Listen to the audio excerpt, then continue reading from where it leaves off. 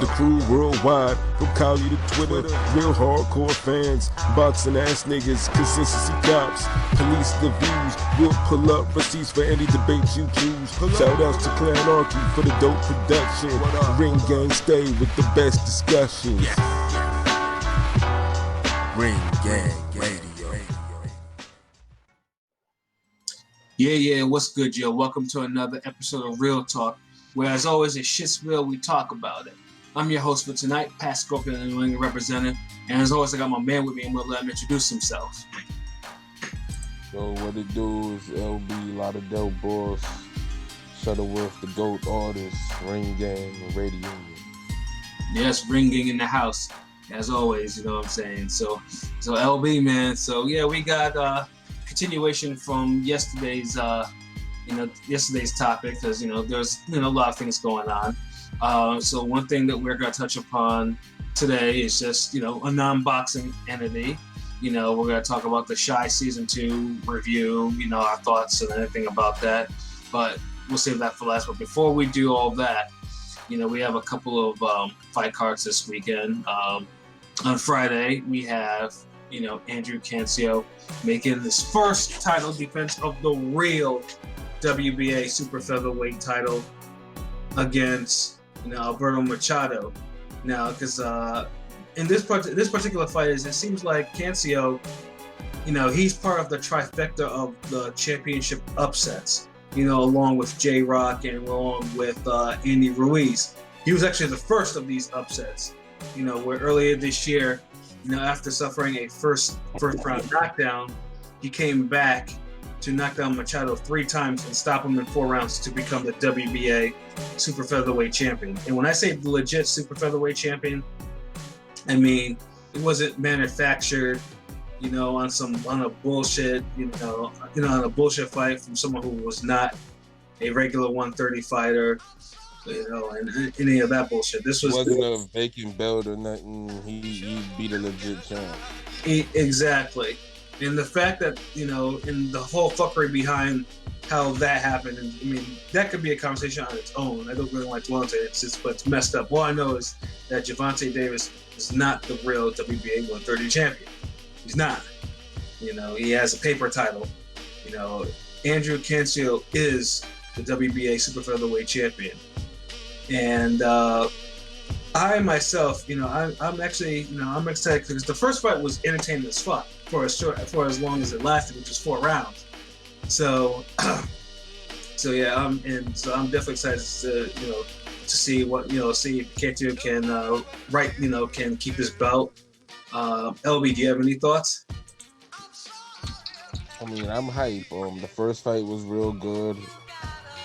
Yeah, a bunch of knockdowns, and you had a challenger, real game, and just big upset. That's an upset that we kind of forgot about because we've had other upsets, we've had other robberies. Munguia, he that would have been another upset if he would have, the judges would have opened their eyes on that one. So yeah. They running it right back. So I think this probably be another shootout. I really don't have a prediction for this one. Yeah, man, Cancio. What makes Cancio a feel good story is, because I think he had been doing construction, and I know. His last loss was to Jojo Diaz about almost 3 years ago, and it seemed like his career was stalling. So it was just, he was doing this I think he was doing construction or whatever, and then to get a shot at Machado and then to just win this belt cleanly like he did, it was feel good because it's like, the dude was struggling. He had, he was a prospect, and then, he stumbled a little bit.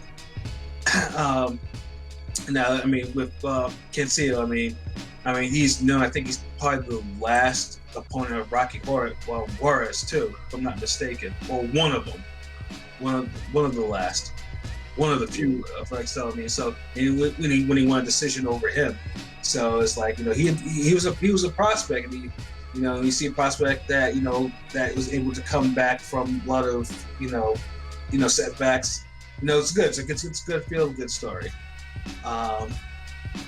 So and he's plenty tough too. I mean, 20-4, two draws, 15 knockouts. So he has power. He has a lot of power against Machado, who is 21-1 now with 17 knockouts. So yeah, I can definitely see a shootout with this fight.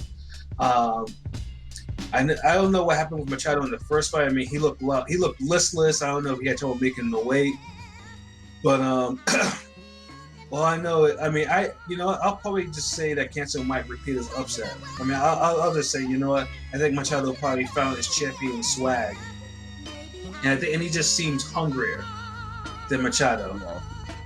So I can see. So I think he'll retain his title. Caleb Truett's the Gale rematch kind of thing. God, I hope not. That fight. The less said about that damn fight, the better. But it was disappointing because that one because the champion literally he ate too damn good, and it affected his cut and his subsequent performance. And even then, it was bad because he could have. There was a chance that he was a 1 point away on 2 cards of actually retaining his belt on a draw. So hopefully that's not the case here, where Cancio is gets a big head, and he's eating good, and he comes in flat, and then Machado comes in also flat for whatever reason, man. That shit won't be a good watch, but that's just to win, so it's a struggle fight. No, but they're both. I'm saying this is 2 Mexicans. So, no, Machado's a Puerto Rican. My bad. You can't mistakenly call a Rican a Mexican. That's those fighting words. Yes, we have a Puerto Rican and a Mexican. So the rivalry is there. So I expect nothing less. Yeah. Somebody had put it down. Yeah, there's gonna be some fades, Ron. I'll tell you that. That's real talk. And of course you can watch that fight on DAZN, and that's on Friday. This coming Friday at 7:30. The card starts, and then also too, I know they have that flyweight, that Rican flyweight. That's 20-1 with 20 knockouts. Was it Angel Acosta? It's rare that you actually see a lightweight fighter like the real lightweights really have that type of power, because there's probably a whole bunch of options because they cut so much weight. It's just most people I think one of the biggest complaints about the lighter weights is they throw so many punches and hit each other that they don't really knock each other out. It's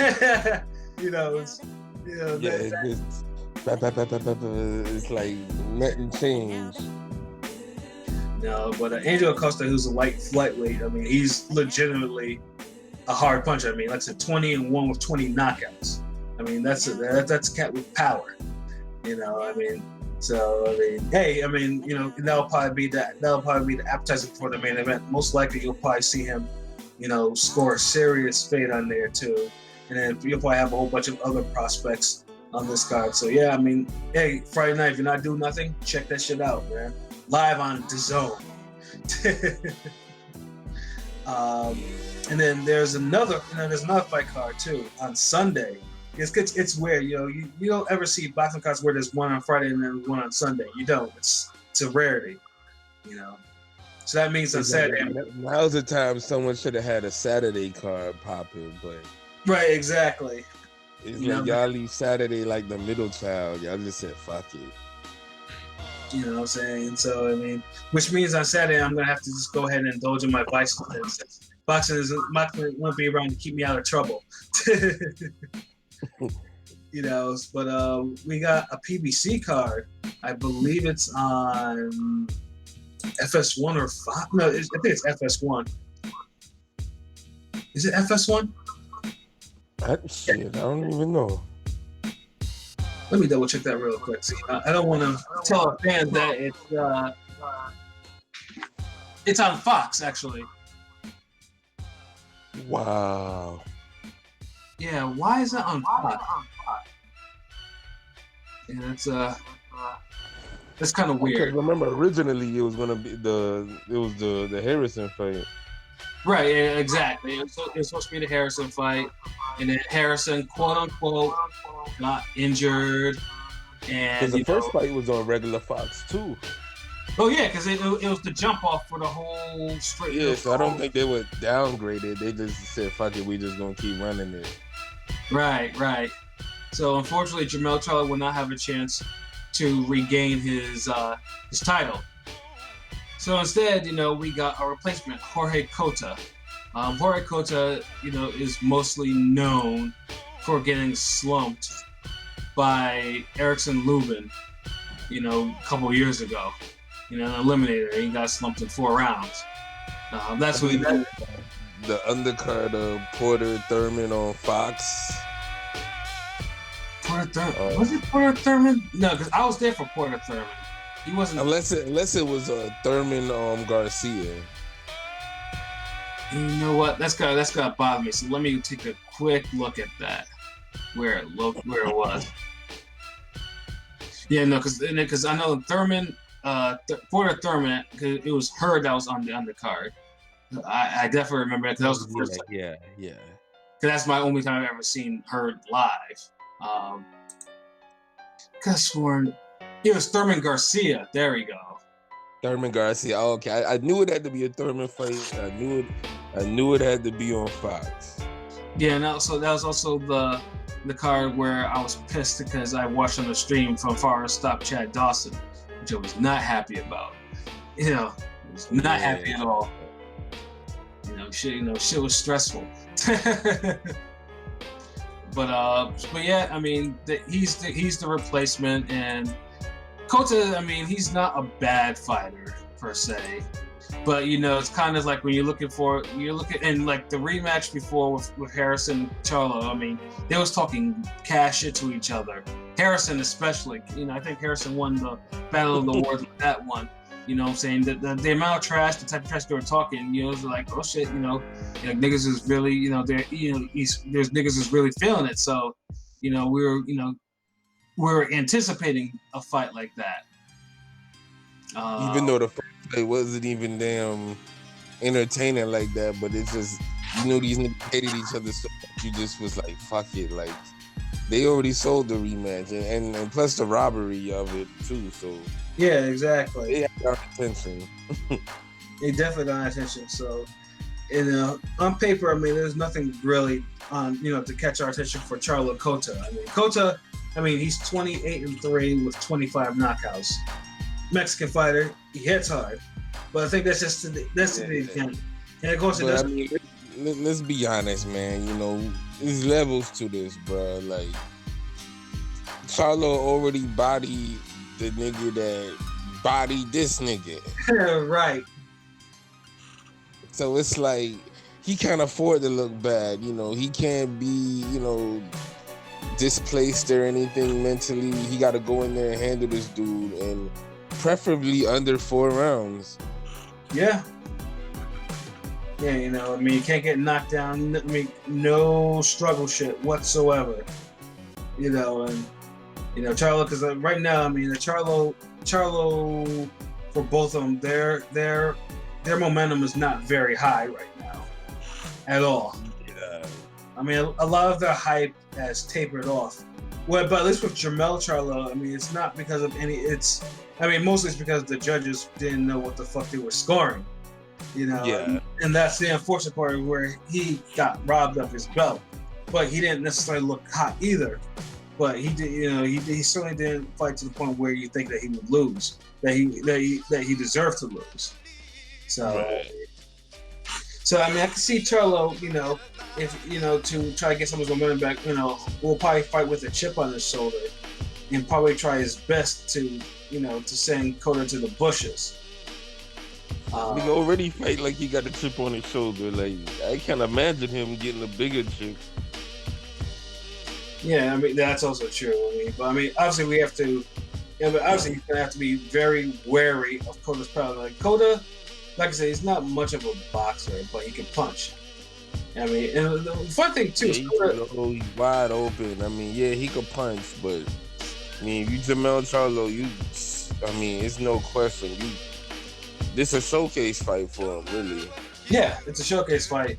Show the people, what the shit is all about. Show them why you're Jermell Charlo. Tell them why you're. And talk your shit afterwards too. Exactly, you know what I'm saying? Do that, and then let Superbad know what time it is, and tell him you're coming for his belt and all that good shit. You know what I'm saying? So, yeah. I mean, just keep on the whole promo shit we've been seeing in boxing. We seen the other day, we just had Fury, with his little heavyweight infomercial. He had his little swag out contest, couple rounds. Charlo got himself a showcase fight now. It's late replacement, but showcase fight nonetheless. You better show out and do what it do. Exactly. It's because I could see if he screws up, if he gets knocked down or knocked out, his career. I mean, of course, you could probably kiss that title shot bye-bye, because and then Cota will probably go after Harrison, which would be which would be some serious fuckery. And then Lubin will be in the cut, just feeling like, damn, man, I know I could get in on this. Right, yeah. I mean, 154 will, Charlo losing, 154 will really be wide open.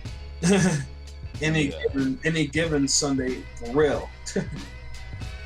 Hell yeah, and J-Rock just pick off whoever left standing. Figure out if he want one more fight or he at 160. We needed we already got one shakeup. We'll see if we get another one, but I doubt it. Charlo, it's just another level. I'd probably say third round knockout. Yeah, I mean, it'll probably go at the latest. It probably will not go any. It won't go higher than round 5. Yeah, if it goes more than 5, something's wrong. Mm-hmm. If it goes a distance, that means something went horribly wrong in the camp. Yeah, horrible, shit. Right.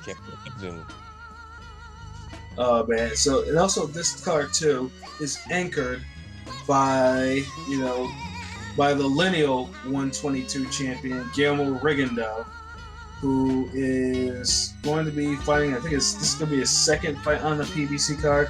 I don't even think I even saw his first fight, his last fight earlier this year. I don't even know if they even aired it, for that matter. And Guillermo Rigondeaux, obviously, I mean, this will most likely probably be his first nationally televised fight since the whole debacle with Lomachenko. And that was on ESPN, where there were people that are like, oh, Lomachenko and Rigondeaux, oh my God, this is going to be a technical masterpiece.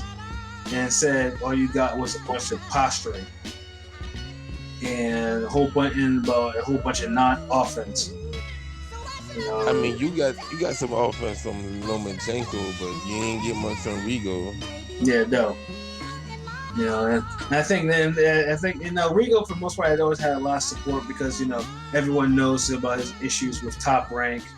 And then subsequently how it became the lineal 122 champion by beating Nonito Donaire about 6 years ago, give or take.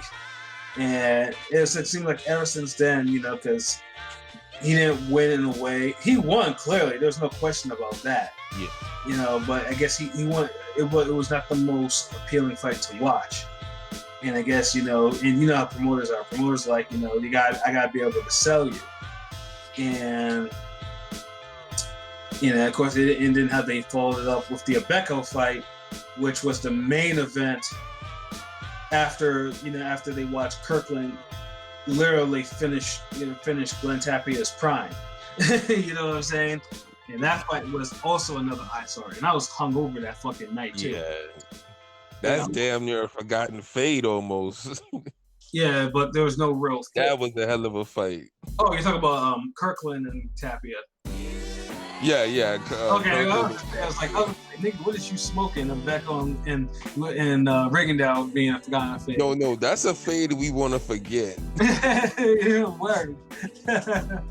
And then Ekbeko, and I like Ekbeko. He's been in some good fights, but he's been in his ugly fights too. Cause I was live with his fight with Darchinian, and that was a rough ass fucking fight, man. Yeah, it was. And the funny thing is too, I think that fight killed Ekbeko's. I don't think I've ever seen a Ekbeko fight in the States again after or on American TV, because he just didn't fight. Or at least he was just too. Either it was that and Rigondeaux. Was that? Nah, I was saying he was scared of them counters. Like he was scared of Rigondeaux, so yeah. So followed him around slowly and got pieced up, and this shit just wasn't entertaining. No, not at all. And I think that's when you saw the issues with, and that's when I think you saw Rigondeaux being put on HBO Latino, where ironically he would score. I think that was his last. He was his last. It was an HBO Latino fight where he scored a first round knockout. And then after that, he was fighting overseas. He had that unexpected war in Japan. And then afterwards, he was on the Canelo Cotto card with a horrid decision win over a guy he should have knocked out. And then after that, the James Dickens fight and the Flores fight, which I actually put money on. And that was I think it was under. It was for one of the War Kovalev fights. I think it was the second one. And that was a fight where I actually had picked Flores to win.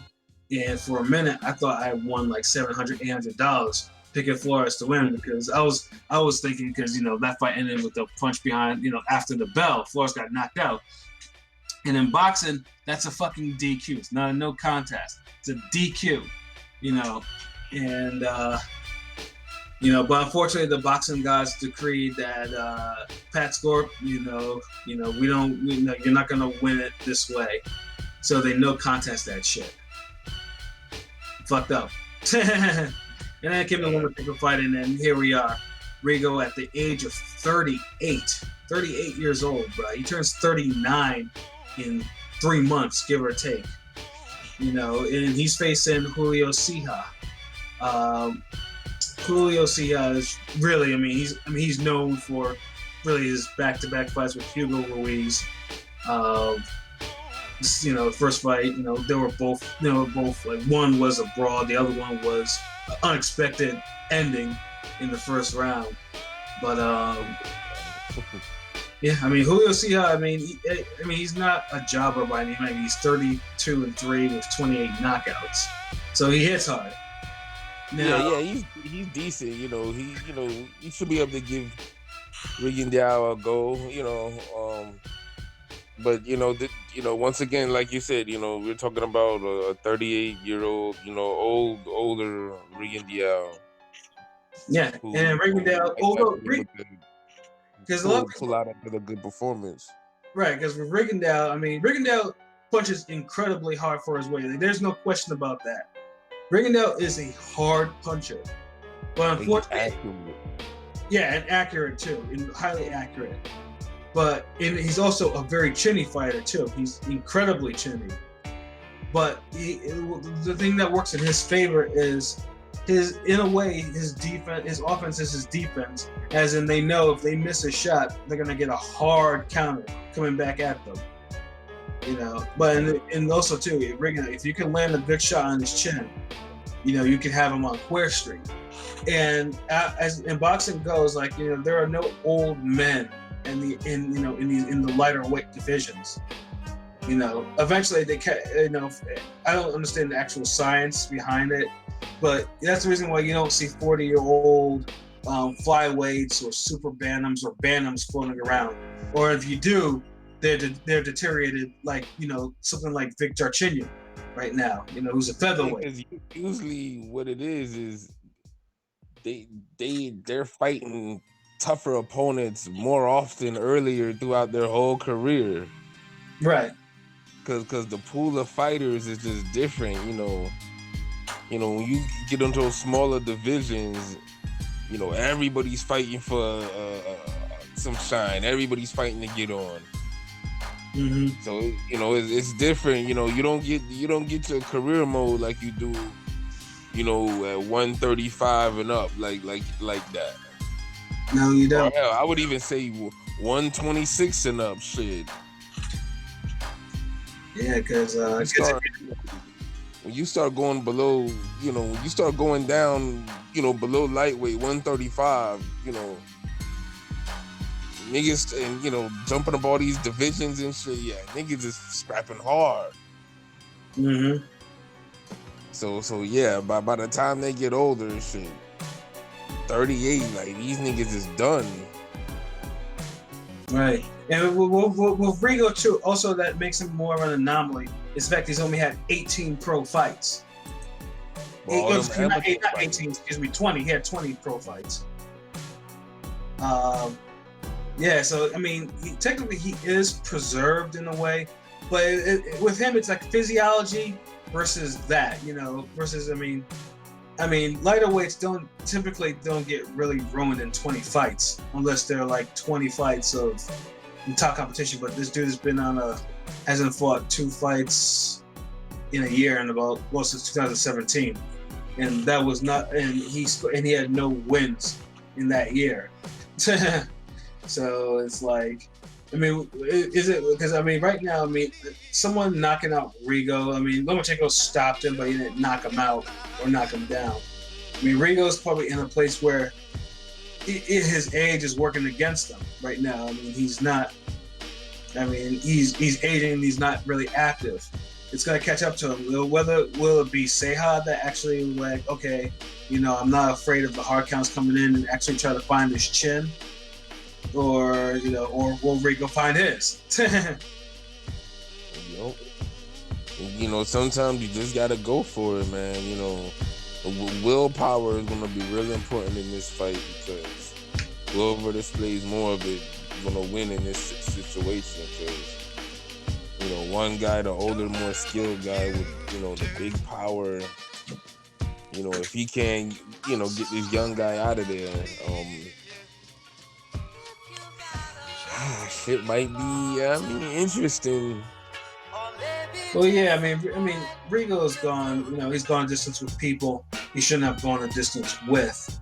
Rigo is one of the fighters who really does not care what the American team, what the American audience wants to see. But the thing is, it's worse now because he's older, and when you make the fights longer with people who are invested in you, and you don't have to, it's like you're giving them more opportunities to change the fight around or land something. Mm-hmm. And when you are old, when you older like that, unless you could put these guys in these silent agreements where you could batter them around or safety decision them, and they won't talk to them. If the opportunity come to get these guys out, shit, I feel like you always should take it. Right. Yeah, I agree. I definitely agree with that. And Rigondeaux, he a sharpshooter, so it might happen, might not happen, but if he's trying to come back and get on that big stage, he need to take care of business with this type of opponent. Yep, definitely. And all I can ask is, hey, don't be swayed by Rigo's power, or his work rate. Don't let him fight. You gotta keep Rigo busy. Like, you can't allow him to just. If you allow him to fight his fight, he's just gonna stand outside and just pick you off with counters. And if you do make him not fight, so you get a fight like his fight with Cordoba, which was on the Pacquiao Margarito. Damn, that was a long time ago. God damn, Pacquiao Margarito undercard. That's probably one of the rare. That's probably the rare Rigo fight. Well, one of them. Where Rigo was put. Had a fight at a necessarily higher pace than what he usually does.